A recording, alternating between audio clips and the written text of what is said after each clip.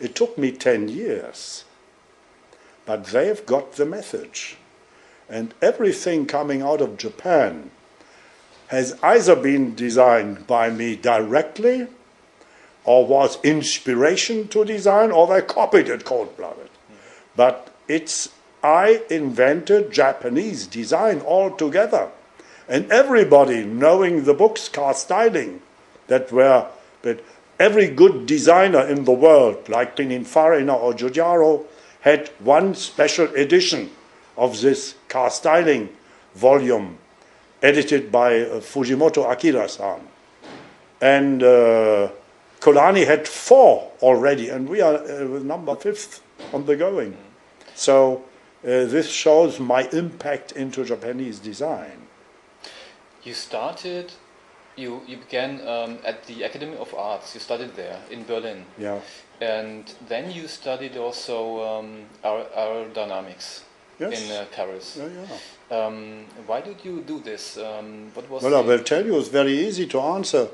I started as a sculptor because my father is or was an artist. And I wanted to follow him, like sons do, because he was working at home as a stage designer for big film companies. And then, as any youngster in the world, I wanted to build cars.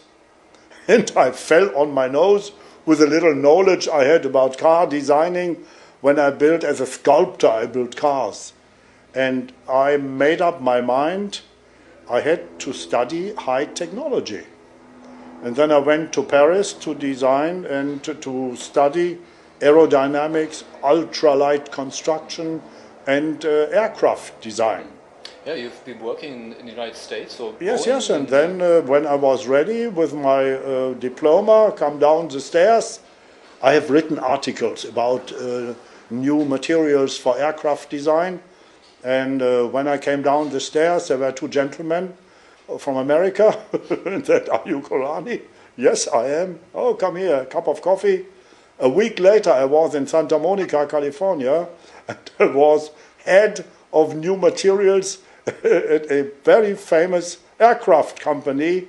I never had worked with a gram of fiberglass before. I just had the ideas in my head. So I had to learn very, very fast to work with fiberglass.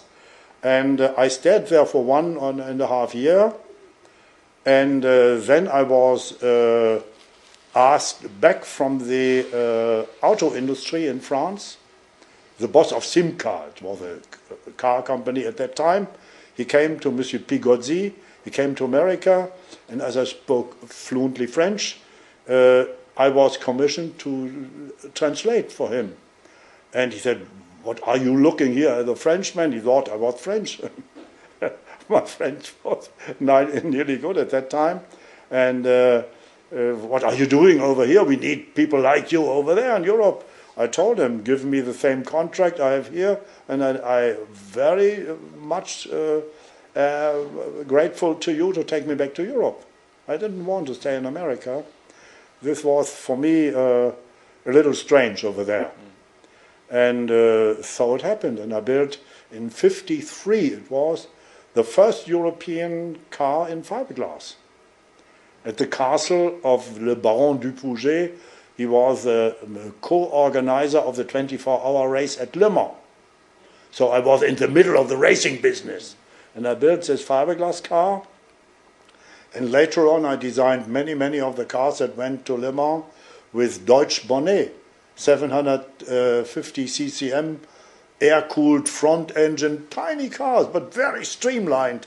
And they were running like mad until for, I don't know, 6, 8 or 10 years we were very, very successful until Lotus came along, and he was a little better than we were.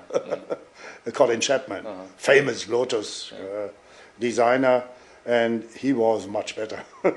So we were out of the business. But you had the same, I think, philosophy in a part, because he also was all about efficiency, lightweight things. Yes, of course. Colin Chapman, I was even better in one thing. Colin Chapman started to build monocoque fiberglass cars like the Elan.